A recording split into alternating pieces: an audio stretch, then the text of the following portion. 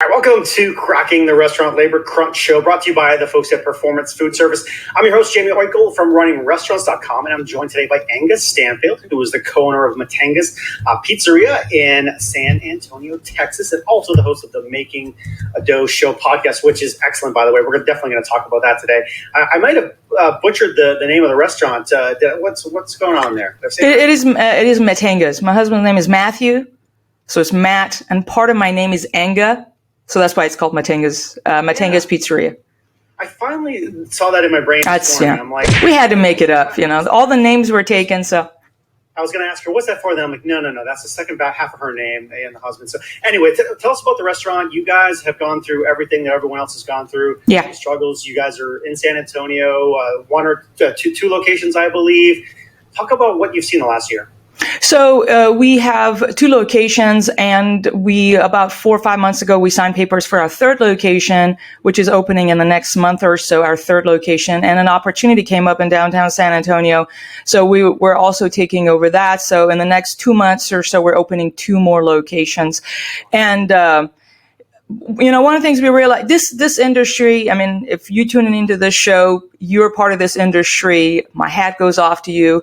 We're out there hustling, trying to create jobs, and it is very hard. So again, kudos to you being in this industry, and just excited to be talking about it. We're talking about labor crunch, of course, and it is affecting everybody. And it's just not restaurant owners. I talk to anybody, even like our local city offices. It's a government job. They don't have, enough people to cover all the positions they have. So this is affecting everybody, and we're obviously part of it as well. Well, in that vein, let's stay right there, because this is all about that labor crunch, and you're an operator, and so that's why I want to bring you on. You needed people. If you need people, how many do you have? How are you hiring? How are you finding people? Sure. So what happens is, we went in May. We went down, probably we lost 15 staff. Part of it, some of them graduated to go to college, or just for summer. We lost a bunch of people. So we went about 60 to 45. And as we aggressively, and I could go over some of the stuff we've done to aggressively, proactively on offense, to go out there and get staff, which is different than we've done in the past, which is sit back hoping for applications to come in. We just put our job postings out there and stuff, which we continue to do. But once we did a little bit more aggressive, we got a bunch of staff.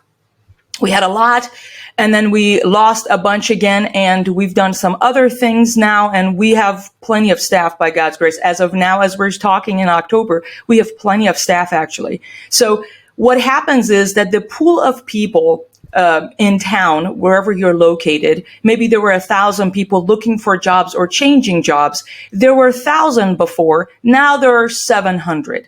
There are still people out there, the 700, that are applying and looking for jobs. We just need to be way more aggressive and nimble, catching them before they go to a competitor and or elsewhere. So with that mindset, we have been able to come up with new tactics that we did not do before to get new staff. So, and I'm happy to share with you all what it is that we've done. I want to dig in. So when you talk about tactics, what are some of those? Sure. So, obviously there's the regular tactics that everybody should be doing. Obviously you have signs in store. You have, some people do outside, part of your email marketing. You need to make sure everybody who comes in contact with you, they need to know that you're hiring, whether it's on your website, on, I know even Whataburger, for us, pizza box, they could do pizza box toppers, but I know Whataburger, in town, they put flyers of the fact that they're hiring into their sandwiches, because part of we serve thousands of people that do business with us wherever you're at. When, there are a lot of them who may want to drive a little bit or work a few hours a week or something like that, or obviously permanently. So those are some of the classic stuff. Now, there's some of the advanced stuff that we've done that we never had done before are a few things. One, we put our marketing hat on to be we want to market the fact that we're hiring. A lot of times with our marketing hat on to sell our products, utilizing different marketing tools that are out there versus the thing with the hiring. So we created commercials and I'm happy to share some of the links with you. So we created commercials for the fact that we're hiring instead of just an image that says we're hiring, which is everybody's doing in order to stand out. So we we involve a lot of imagery of our staff, videos of our staff. We did one which tried to do a little bit like a military style. This is nothing advanced. It's whatever you do, you're going to stand out because not a lot of people are doing it. And then, so the video commercials, what we've done, one of the things is utilizing Facebook jobs that I had never done before. We have gotten a lot of staff through Facebook jobs. You can post job posting. And I have found out that people like, just it's a click of a button and they say that they're interested and it feeds their profile. And we just get an automatic message here on the phone. And I can be like, hey, can you come in today or tomorrow?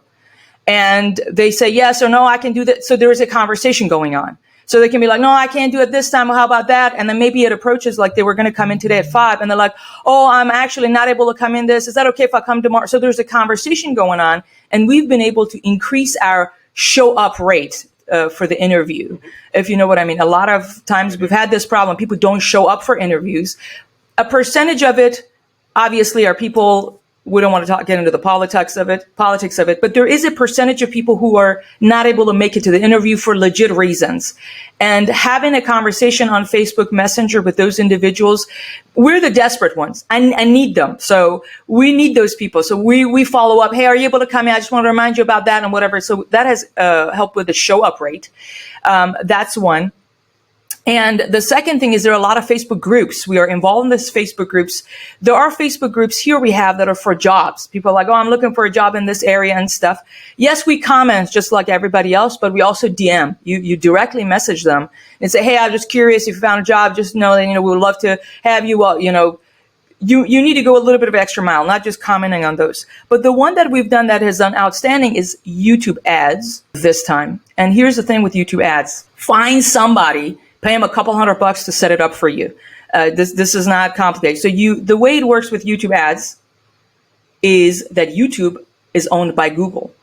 When people go search for a job, a lot of people go to Google and they search for DoorDash jobs because we need drivers for our restaurant. I don't know about y'all, but so because then we have them train them to work on other stations as well while they're there. So DoorDash jobs, you get the point, like pizza delivery jobs, people who want to work for Papa John's. What are the keywords that they're searching for? If you put your hat on, you are looking for a job. Maybe you're in a chicken. I don't know whatever business you're in. Well, what are people searching on Google? You write those keywords down. You create a YouTube video. And I can share with you ours. It's my husband talking into the camera where he's saying, hey, if you're in the Northeast San Antonio and Schertz-Civil area, that's where we live. So it'll trigger people. Oh, wait a minute, that's local. We're hiring, whatever thing it is. I can share with you that link so you can kind of use the script and make it your own. So you create a YouTube video and you post it on your YouTube channel. Then on Google ad platform, you're simply telling Google, hey, those who search for these 10 keywords and they live in 3-mile radius around this zip code, show them this YouTube ad. Right. So again, there are 700 people in our example who are looking for jobs in town. We need to get to them first. We need to get to them more creatively and stand out. So that has worked well for us. And then from there, people just go to our app, they can click on the link and they can go and apply. So that's one thing we've done that has worked very well as well for us. Let me know your thoughts. I talked a lot. Go ahead. I was writing down a lot of notes because you were jamming. I thought that was really good stuff. The Facebook stuff, I haven't really seen the jobs piece. I love that. I was curious as you were talking, because sometimes obviously it's hard for people to come in, the ghosting per se, the show up rate. Have you done virtual interviews with folks? Do you do that, or you believe, hey, at the end of the day, I want you to come in, and that's more important? What do you think? Well, I think one must do what works. We are in San Antonio, Texas, so we are kind of back to normal when it comes to the COVID stuff. So for us, we're back to in person. And also, this is an in-person job. It's not a virtual job in the future. So I feel like people do need to come in. That has been our decision. One thing we have done is the time gap between people applying and hearing from us and getting them to come to an interview. We have shortened that gap in a same day. If somebody applies today, they're going to receive a message from us like within the hour or two. And we're going to ask them if you can come in today or tomorrow. We have a manager on the shift always, and we have stacks of like blank interview forms in our office. So a manager needs to be able to get off and interview and make a decision within hours and tell that team member, hey, come in for an onboarding tomorrow. Because if we don't, they're going to be snatched by the competitor because people are applying to 10 different places. So that has been very successful for us to shorten the gap, if that makes sense. Yeah, you got to go. Yeah, you have to go fast because they're going to be gone. So put on the marketing hat. You're doing the commercials. It'd be great to. We'll share the links to that somewhere, maybe on the page when we post the interview. That would be really awesome. Let me ask you if you've done anything on the perk side, on the incentive side, on the bonus side. What's going on there? So we've done two things. One has worked well and one not as much. So one, what we did is we realized, okay, instead of incentivizing other people, say, oh, we have a $300 bonus thing or $1,000 local, like we have a movie theater, they do $1,000 sign-in bonus within 90 days. I'm sure everybody has seen these everywhere. Yeah. What we've done is like, you know what, let's incentivize our staff. That's what we've done. And we did a campaign incentivizing our staff that we're going to bonus them 100 or 200, whatever, if they bring a friend in and that friend sticks around for like 3 weeks, or we have a time as to how long they stay, if they get hired. So what we did actually, if they come for an interview, both of you get $25. Again, incentivizing people to show up for interviews. You know how it is. So like they have nothing to lose. You're just removing barriers and friction. So quick $25 if your friend comes for an interview. If they do get hired, you get like 100 and they get 100 or something like that. So that worked. In the month of June, we were able to add like 15 team members in the 2-week span. You know, that's lined from Godfather, make them an offer they can't refuse. If you make the incentive good enough, but it has to make sense for you. So if somebody gets hired and they stick around a certain amount, if within 2 weeks they're not good, you can get them to leave. I mean, it's not like you have to control that, of course, but we felt like it's better to incentivize our own staff than strangers. So that worked for us. Second thing we did that did not work is that we tried incentivizing our customers. And I said like, hey, if you refer somebody you know and whatever, and they work a certain period of time, we give you $100 gift cards to our restaurant. And partly, I think we didn't promote it as much or something like that. That wasn't as successful, but it depends on, because we live in an area, people have very high income. So maybe that's what did not work for us. I'm just mentioning it. That may work for wherever people live. Somewhere else, it may work. Incentivizing. Because I have heard of that incentive working as well, because it spreads the word, right? So if you mention it to your customers, they may just happen to know someone in their circle that is looking for a job for whatever reason. So you're getting them in. Some folks are starting to do more on the pay side, on the benefits side, yes, or time off. Where do you think things are trending there? So we have been increasing our prices gradually because our food cost keeps going higher. However, we keep our labor percentage the same. We have these conversations with our managers that we're paying people more, but the labor percentage target is not going to move. So for them to understand, and I can go over some of the stuff that we are doing operationally to be able to do more with less people. So we can talk about that as well. But we're talking about benefits. We have given people raises. We have a Chick-fil-A in our parking lot. Their starting rate is like $13, $14 an hour. And we have lost some of our people. Then we had to make this decision of, if someone is good, if they were to quit today, we will suffer. Who are those individuals? Let's pay those people more. So we have some people who are machines. They work like 1.5 of a person who puts in 0.75 effort. So those people we've not necessarily given raises, but we have given raises to those who we really need. There are some folks who do good work. Players, right? Every business you hope exactly, and yeah, you want to keep them, and you want to find more of them. Absolutely. Question for you. We could definitely talk forever, and you've already shared a whole bunch of tips. And for our labor show, we're trying to keep under about 20 minutes. So I want to ask you about your Making Dough podcast show. I think I saw recently on YouTube, you're up to over 180 or so episodes. You talk about all sorts of topics. Yeah. Very down to earth, like you're talking now. Very practical. share with folks what you're doing there, because they could obviously plug right into that and get a whole bunch more tips on what you're doing.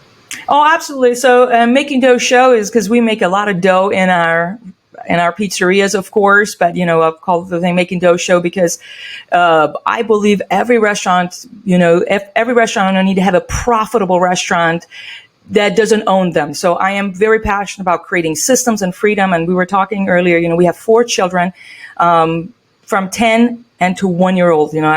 We have young kids. We want to have a life and run a profitable business. So that is what I'm about. And I just share what we're going through, a lot of stuff with our managers. We're heavily involved in our businesses as we're growing. And I share what we're doing in marketing. I share what we're doing in terms of obviously our management and our systems, answer questions. And I'm just happy to serve this community because I learned from many folks in our community, including you guys and your show, Jamie. I appreciate that very much. So that's what we do at Making Dough Show. It's a podcast and also on YouTube. Yeah, check it out on YouTube for sure. On any channel, but I just happened to look today on YouTube. Again, to get a refresher, and I saw topics like leading a team and firing a customer and exceeding customer expectations and how to keep your team productive, how to terminate a team member. So just like stuff that you deal with every day, she talks about, and it's really great. Up over 5,000 subscribers, which is really, really incredible. Getting a lot of traction there. Last thing to touch on here, running 2 places, starting 2 more places. So amongst all the craziness, 2 more restaurants coming on board. 4 kids, but you're putting the systems in place to make this stuff happen. So I love hearing that, because a lot of people have been obviously negative or neutral through this period, but you guys have found a way to pivot and be successful. So what would be some of your last kind of tips you'd want to share with folks? I wanted to say that we cannot have a victim mentality. And for example, the issue with staff that we were talking about, the labor, everybody has that issue. So we need to move on from complaining, and we need to be very nimble and aggressive and get after it. Restaurant is hard. If we're going to be in this business, might as well go big. If we're doing it, it is hard and painful, might as well go all out. That has been our thing. So, you know what I mean? So might as well do that. So this is a season we're expanding now. We're being methodical. We're doing our due diligence. We're not being reckless, of course. But I wanted to say that, again, as I started this, my kudos to anybody in our business, whether they're serving as a manager or server capacity or owner or any capacity. Kudos to you. It is a very hard business, but let's do it, and let's do it big. So that's what we're doing. I love the passion I feel coming from you here. So hit them with your website for the restaurant if you'd like. Sure. Any social that you're on. What do you got? Sure. So Matanga's Pizzeria is our website, matangas.com. We're on all social media, and you can see kind of some of the stuff we're trying to do. And makingdoughshow.com. We have also a lot of free resources there for you as well. Yeah, so make sure you check these guys out. They are all over the web, and you can easily find them, which is good. And of course, we'll link to them on the website as well. Enga, awesome. You were great as always. Love to have you on. Would love to. We'll follow up in the future. You got lots of great stuff to share with folks, but check them out. In the meanwhile, on the web, this is Jaime Oikle from runningrestaurants.com. Talking about the restaurant labor crunch. We want to thank our Diamond sponsor, Performance Food Service, for being a part of this special broadcast. We appreciate them.